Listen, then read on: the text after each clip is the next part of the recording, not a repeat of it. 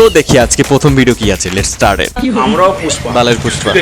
ও আদমি ডর গিয়া ও আদমি মার গিয়া, জাহাঙ্গীরের ডিকশনারিতে ডর বলে কিছু নেই। আমরা ভয় পাই অন্যায় দেখে, কিন্তু কে ধমকাবে চমকাবে ভয় দেখাবে, আমরাও পুষ্পা। আরে আমার পুষ্পারে হিন্দি বলে, ওর থেকে আমি ভালো হিন্দি বলতে পারি, সিরিয়াসলি। আর পুষ্পা দেখো নিচে, পুষ্পা হাফ প্যান্ট পরে, পুষ্পা যাচ্ছে কোথায়, মামা বাড়ি। মানে বলার সময় কিছু মনে থাকে না যে আমি কি বলি। রিয়াকশনটা দেখো ভাই, ক্ষমতা সারা জীবন থাকে না। ভালো কাজ করলে জনগণ তোর এমনি মনে রাখবে, আকাম উকাম করবি, হ্যাঁ তখন দেখবি আবার বলে অন্যায়রে ভয় পাই। অন্যায়রে ভয় পাস নাই, না পেয়ে এত কিছু করছিস বিদায় আজকে জেলে যাইতে হচ্ছে। ভাই শরম তো কর ভাই, তেরি জেসা মেরা হিন্দি বহুত আচ্ছা। ওকে তো চলিয়ে নেক্সট ভিডিও। প্যান্টে কি হয়েছে? প্যান্ট খুলে যাচ্ছে তো মামা। ইনি পাশায় মারছে, আয় হায়, আরে প্যান্ট খুলে গেছে তো।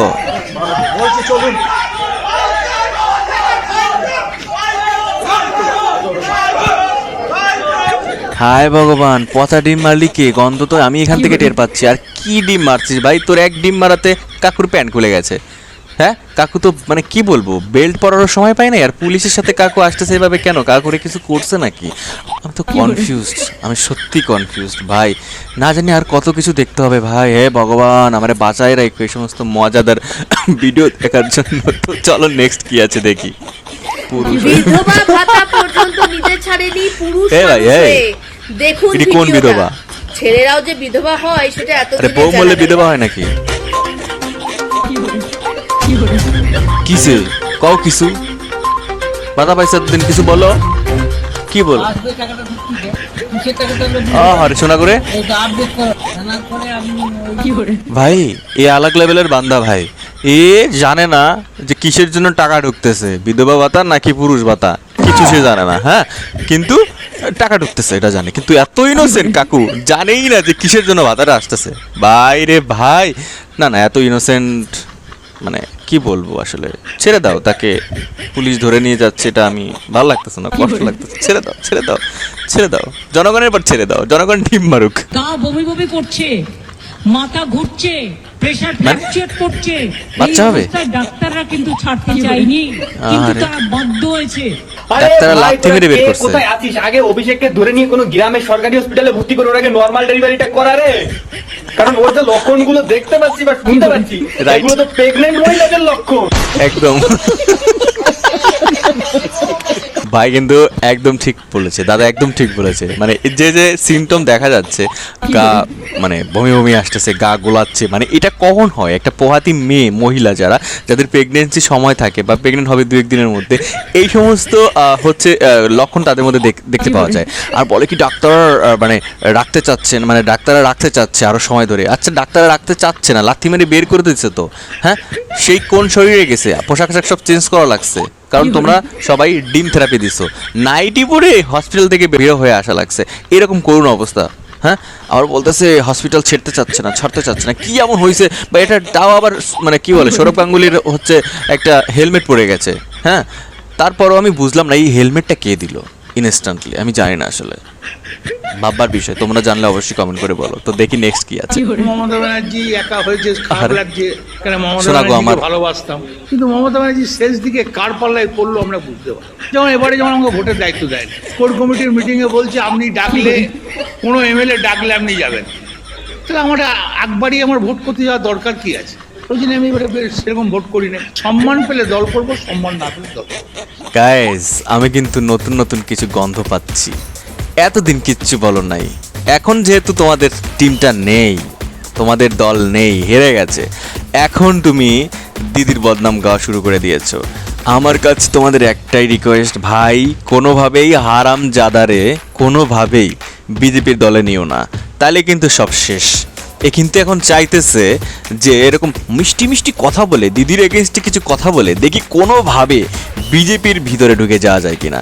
ভাই এই ভুল আর করো না ভাই, তোমাদের কাছে হাত জোর করতেছি। কিছু কিছু পাবলিক, কিছু না, এই যারা হচ্ছে এন্টি বিজেপি ছিল, যে নেতা মন্ত্রীগুলা, তাদের কাউকেই বিজেপিতে আনা ঠিক হবে না, এটা আমার পার্সোনাল অপিনিয়ন। তোমরা আমার সাথে রাজি কিনা অবশ্যই কমেন্ট করে বলো। তো দেখি নেক্সট কি আছে। আসুন আমার প্রচার গাড়ির সামনে, যেমন 3 ভাঙা লোহা ভাঙা, কড়াই ভাঙা, টিউবওয়েল ভাঙা, লোহার হকার হচ্ছে যে কোনো চলবে না। ভাঙাচোরা জিনিস, তামার, পিতলের যে কোনো ভাঙাচোরা জিনিস আমি নিচ্ছি। বিনিময়ে আপনি দাম নিতে পারেন। দিদি ভাই, দূরে দাঁড়িয়ে কি ভাবছেন? আসুন না, প্রচার গাড়ির সামনে আসুন। চোখে না দেখলে আপনার বিশ্বাসই হবে না। মানে হকার উচ্ছেদ চলবে না, কারণ এই হকাররাই দিদিকে ভোট দিয়ে জয়যুক্ত করে প্রতি বছর। ঠিক আছে, মানে চিন্তা করো, মানুষ রাস্তাঘাটে চলতে পারে না, ডেলি ডেলি অ্যাক্সিডেন্ট হচ্ছে এই হকারদের জন্য। মানে এত জ্যাম লাগে থাকে, হাঁটার পর্যন্ত জায়গা নাই। সবাই জানে আসলে এরা কারা। এরা হচ্ছে বাংলাদেশি মানুষজন, অনুপ্রবেশকারী। তারা এই দেশে আসছে, আধার কার্ড, ভোটার আইডি বা যেমন হোক দিদিকে ভোট দিয়ে প্রত্যেকবার জয়যুক্ত করে। এদের যদি হাঁটায় দেয়া হয়, এদের যদি অসম্মান করা হয়, তাহলে দিদির ভোট ব্যাংক তো জিরো হয়ে যাবে। তো এই জন্য হলেও হকার উচ্ছেদ করা যাবে না ভাই। তো এখন দেখো হকারগুলো উঠাই দিছে, রাস্তা কত সুন্দর নিট অ্যান্ড ক্লিন লাগতেছে না? মানে দেখলে একটা মজা মজা লাগতেছে ভাই, মানে এটা ফ্রেশ ফ্রেশ লাগতেছে। সেই যানজট কিন্তু আগের মতো নাই, রাস্তাঘাট পুরো ক্লিন, কত সুন্দর, শুধুমাত্র হকার উচ্ছেদ করার কারণে। তো দিদি তো এটা চাইবে না, তার জন্য তো ধর্না ধরে টিএমসি যত নেতা ব্যানার টানায় পিছনে রাখছে, হকার উচ্ছেদ চলবে না। বুঝি ভাই, খাই না সুজি। তো চলো নেক্সট।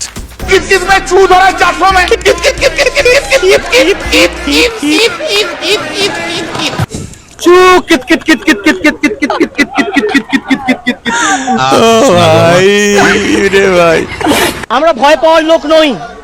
সিপিএম এর 34 বছরের অপশাসনের কাছে তৃণমূলের কর্মীরা মাথা নত করেনি। দাদা তুমি এগিয়ে চলো, নাই তোমার আমরা পিছে। সবাই কেউ তোমার পাশে নেই। ভাই সেই মজা, সেই মজা আসলে। ভাইপো অভিষেক বন্দ্যোপাধ্যায় টাকা চুরি করলেন মানুষের টাকা চুরি করলেন। ভাইপো এখানে আছে, ভাইপো এখানে লুকিয়ে আছে। ভাইপো রিপাবলিকের জবাব দিতে পারছে না। চোর ভাইপো বলে বাংলার মানুষ সই চুরি করেছে। এ বাংলার মানুষের সই চুরি করেছে, টাকা চুরি করেছে, মদ চুরি করেছে, লুকিয়ে আছে। ভাইপো পালাচ্ছে, ভাইপো পালাচ্ছে, ভাইপো পালাচ্ছে। আজকে বুঝতে হবে যে ওর জন্য দলটা সর্বনাশ হয়েছে, সেটা যদি না বোঝে তাহলে আর কিছু করার নেই। ওর অ্যাটিটিউড, ওর অ্যারোগেন্স। আমি হচ্ছে পশ্চিমবাংলার নাম্বার 1 সৎ পলিটিশিয়ান, আমি বলে দিলাম। আর ওর জন্য আজকে আমাদের চোর চোর চোর চোর চোর চোর শুনতে হচ্ছে।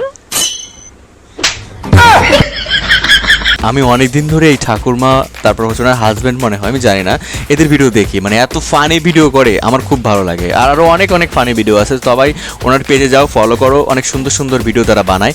আর কি বলবো, আসলে খুব সুন্দর। আর যে ব্যাকগ্রাউন্ডে মিউজিকটা ছিল, এটা তো হচ্ছে আমাদের কল্যাণবাবুর ভয়েস, যেটা আমার মনে হলো। হ্যাঁ, তো ভালোই ছিল, খুব ভালো ছিল। তো চলো নেক্সট দেখি। তৃণমূল মানে পাতাখোর, তৃণমূল মানে যত চোর, তৃণমূল মানে চোর, তৃণমূল মানে 2 নম্বরই, তৃণমূল মানে ভগবান, তৃণমূল মানে ধর্ষক, তৃণমূল মানে খুনি, তৃণমূল মানে অত্যাচারী, তৃণমূল মানে এখন তো আরে কয়লা মাফিয়া, সত্যি কথা, কয়লা প্রত্যেকটা চোরেদের সত্যি কথা অধীনে। ছিল ভাই, কি বলবো। কোথায় বাড়ি? খুলনা জেলা ডাকুর থানা চিতুরখালি বাড়ি। এইরকম গরিব মানুষ পেটে পেটে জ্বালায়। কি বলেন কাকা, তোমরা গরিব মানুষ?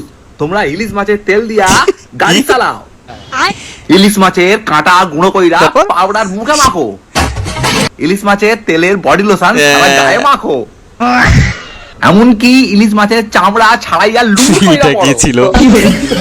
তোমরা ভারতবর্ষে আসো ভারতের অর্থনীতিকে উন্নতি করতে, তোমরা আবার গরিব মানুষ? গরিব মানুষ তো আমরা। দাদার এই শেষের হাসিটা জাস্ট অস্থির। মনে করো যে মানে ভিডিও কন্টেন্টের থেকেও দাদার হাসি দেখলে বেশি হাসি পায় না। ঠিকই তো ভাই।